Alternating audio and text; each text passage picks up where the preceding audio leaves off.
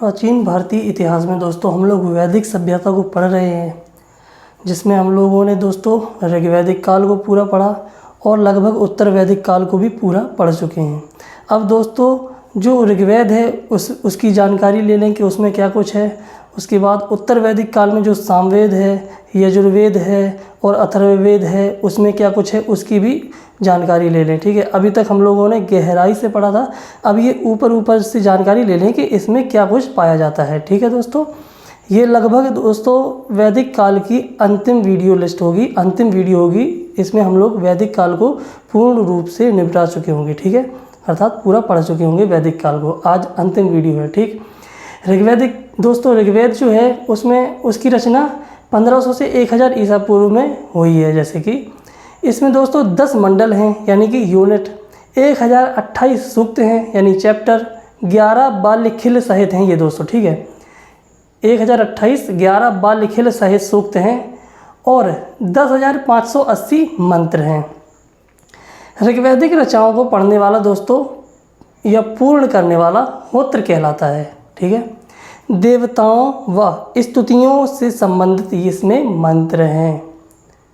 अब सामवेद को देख लें दोस्तों, जो उत्तर वैदिक काल में रचा गया, यानी कि 1000 से 600 ईसा पूर्व के मध्य रचा गया सामवेद।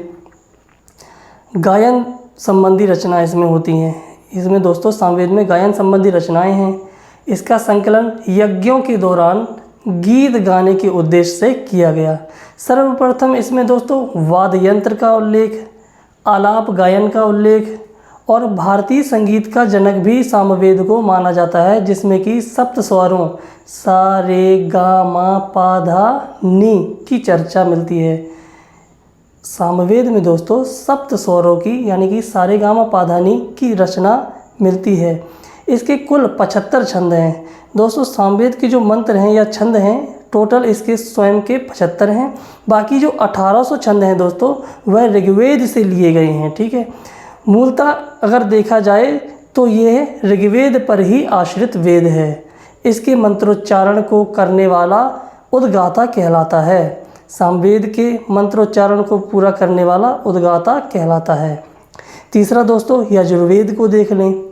इसमें दोस्तों कर्म कांडों का संकलन है। यजुर मतलब युद्ध संबंधी कर्म कांडों का संकलन है। वह यज्ञों से संबंधित विधियों का संकलन है, मतलब कि यज्ञ किस प्रकार से किए जाते थे उन विधियों का संकलन है। ये दोस्तों गद्य एवं पद्य दोनों में रचा गया है और इसे 2 भागों में बांटा गया है। आगे देख लेंगे, जैसे कि शुक्ल यजुर्वेद और कृष्ण यजुर्वेद। जो यजुर्वेद की दो भागों में बटा है, शुक्ल यजुर्वेद व कृष्ण यजुर्वेद। कृष्ण यजुर्वेद को दोस्तों वाजसनेयी संहिता कहा जाता है, जिसमें दोस्तों 24 बैलों के साथ खेत जोतने की चर्चा की गई है।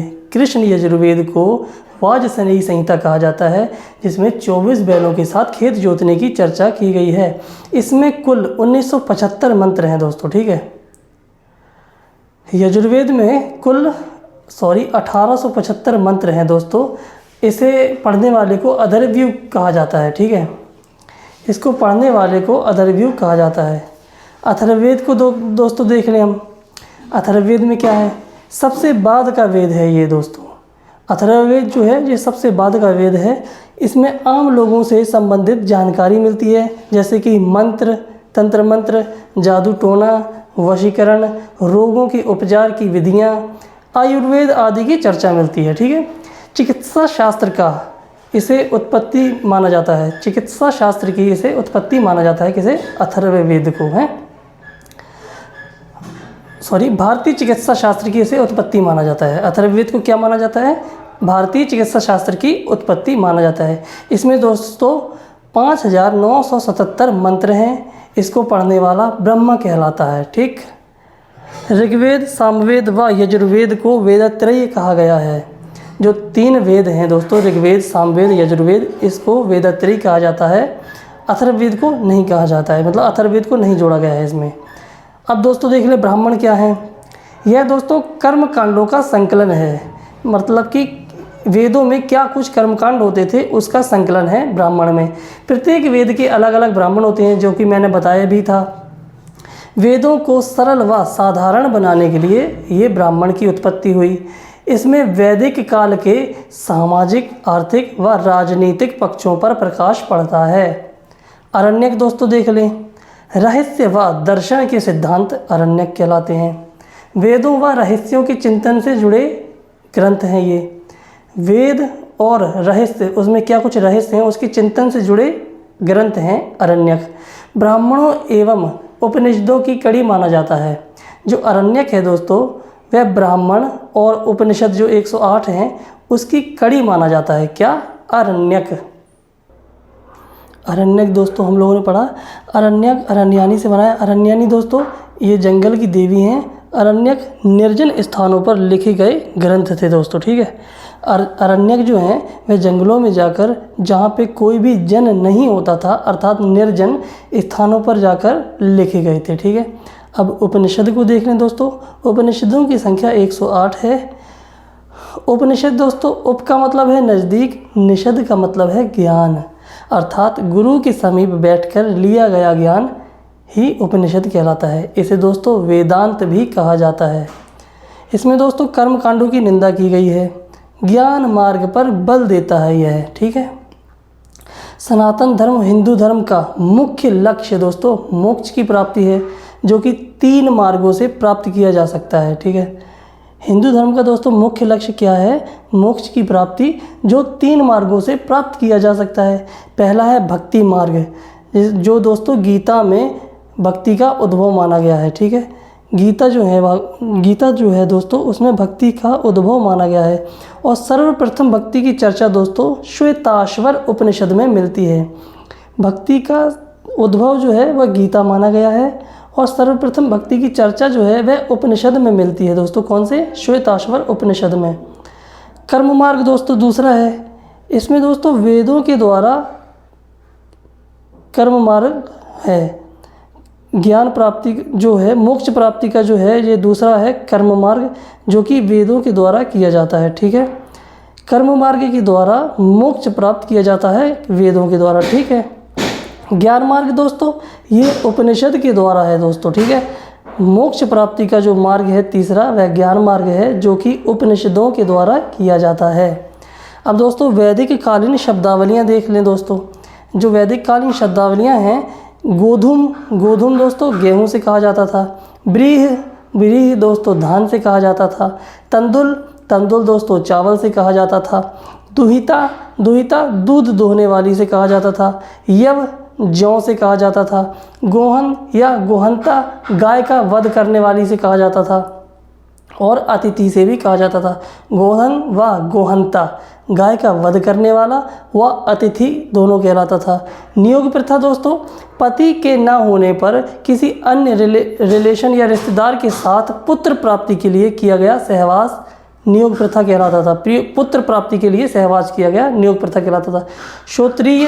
श्रोत्रिय या क्षेत्रिम विद्वान ब्राह्मण कहलाता था। जो श्रोत्रिय है दोस्तों वो क्षेत्र में ये विद्वान जो ब्राह्मण था उसे कहते थे, ठीक है।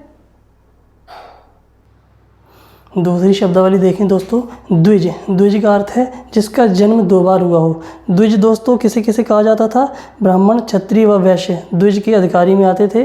जो वो शूद्र था वह द्विज नहीं कहलाता था, ठीक है। अब गविष्टि देख लें। गविष्टि को दोस्तों गायों की खोज करने वाला, गायों के लिए युद्ध होता था। गविष्टि का अर्थ ये है। गविष्टि का अर्थ क्या है? गायों की खोज व युद्ध दोनों है, गायों की खोज और युद्ध करना। गवेषण, गोशु या गव्य इसका भी अर्थ युद्ध ही है। अब गव्यति, गोचरमन ये दूरी के नाप थे। दूरी के नाप गव्यति, गोचरमन, ठीक है। गव्य और गव्यति ये चारागाह था, इसका अर्थ। गोजित का मतलब जन का नायक होता था। गोमत का गायों का स्वामी व समृद्ध व्यक्ति। गोमत का अर्थ क्या है? गायों का स्वामी व समृद्ध व्यक्ति। ये दोस्तों वैदिक कालीन शब्दावलियाँ हैं कि किसे क्या कहा जाता था, ठीक है। गोमत गायों का स्वामी व समृद्ध व्यक्ति। गोपति इंद्र की उपाधि थी दोस्तों। और व्राजपति ये चारागाह अधिकारी होता था। जन या विष वैदिक कबीले थे दोस्तों। नृत्य चचेरे भाई बहन से कहा जाता था। नृत्य चचेरे भाई बहन से कहा जाता था। बलि दोस्तों राजा को स्वेच्छा से दी गई भेंट थी, जो ऋग्वैदिक काल में मैंने आपको पढ़ाई भी थी। राष्ट्र दोस्तों प्रदेश या राज्य क्षेत्र इस युग में पहली बार प्रयोग हुआ राष्ट्र का। ठीक है, प्रदेश या राज्य क्षेत्र से राष्ट्र कहा जाता था, जो कि ऋग्वैदिक काल में पहली बार प्रयोग हुआ राष्ट्र का। हल दोस्तों, हल को लांगल, वृक, सिरा व फाल, ये हल को लांगल, वृक, सिरा या फाल कहा जाता था। धन्व को मरुस्थल भूमि, धन्व क्या है? मरुस्थल भूमि, धन्व का अर्थ है मरुस्थल भूमि। कीनाश का अर्थ क्या था? हल चलाने वाले, कीनाश का अर्थ है, कीनाश का अर्थ क्या है? हल चलाने वाले को कीनाश कहा जाता था। पणी दोस्तों, व्यापारी व गायों के लुटेरे थे पणी। अनस दोस्तों, बैलगाड़ी थी। पथिकृत अग्निदेव को कहा जाता था। भेषज वैद को कहा जाता था। दोस्तों ऋग्वेद के 9वें मंडल में दोस्तों मैंने बताया था कि एक जो पुरुष है वह कहता है कि मैं वो हूँ, मेरे पिता वैद हैं, मेरी माता अन्न पीसती है, तो ये वही भेषज का मतलब वैद है। गृहपति, परिवार का वृद्ध व्यक्ति गृहपति कहलाता था। उर्वरा, जुते हुए खेत से उर्वरा कहते हैं। वृक, उच्चन, बैल को कहा जाता था। वृक व उच्चन, बैल को कहा जाता था। करीश, शक्रत, गोबर की खाद को कहा जाता था। करीश और शक्रत, गोबर की खाद को कहा जाता था। सीता, हल से बनी नालियाँ होती थीं। सीता भूमि दोस्तों सरकारी भूमि भी कही जाती थी। सीता यानी कि यहाँ पे हल से बनी हुई नालियाँ कहलाता है। अवत दोस्तों कुआं था। पर्जन्य दोस्तों बादल से कहा जाता था। तसर दोस्तों चरखा या हथकरघा से कहा जाता था। पुरचरिष्णु दुर्गों को गिराने वाला एक यंत्र था। पुरचरिष्णु जो था वह दुर्गों को गिराने वाला एक यंत्र था। उर्दर दोस्तों अनाज मापने का एक पात्र था। उर्दर अनाज मापने वाला एक पात्र था। कुल्या दोस्तों, कुल्या नहर से कहा जाता था। स्थवी अनाज का एक कोठार था। स्थवी अनाज का एक कोठार था। तक्षण बढ़ई से कहा जाता था। गोवला या गोवाल भैंस से कहा जाता था। कुलाल कुम्हार से कहा जाता था। वाप्ता नाई से कहा जाता था। पेशसकारी वस्त्र कढ़ाई वाली स्त्री से कहा जाता था। पेशसकारी दोस्तों वह स्त्री होती थी जो वस्त्रों पर कढ़ाई करती थी। पेशसकारी, वाप्ता नाई। अभी दोस्तों भीड़ से कहा जाता है। अभी भेड़ से कहा जाता था। अजा बकरी से कहा जाता था। तंतुवाय जुलाहा से कहा जाता था। सीरी बुनाई कार्य करने वाली स्त्री से कहा जाता था। जो कपड़ों पर बुनाई की जाती है दोस्तों उसको सीरी कहा जाता था। उस स्त्री को सीरी कहा जाता था। ठीक है। कैवर्थ जो दोस्तों है उसे मछुआरा कहा जाता था। और वणिक को दोस्तों व्यापारी कहा जाता था। पयस को दूध कहा जाता था। घृत को घी कहा जाता था। करमार को लोहार कहा जाता था। अष्टकर्णी को गाय कहा जाता था। रिभु को बौना कहा जाता था। व खनित्रम को खेत में पानी पहुंचाने के लिए जो दोस्तों कृत्रिम नालियां बनाई जाती थीं उसे हम खनित्रम कहते हैं। आज दोस्तों हमारा प्राचीन भारतीय इतिहास में ऋग्वैदिक काल, उत्तर वैदिक काल निपट चुका है। आप लोग ध्यान से पढ़ें, ठीक है, कोई दिक्कत नहीं है और बहुत अच्छी तरीके से मैंने इसको डीप तरीके से पढ़ाया है। आप लोग पढ़ें, ध्यान दें, ठीक।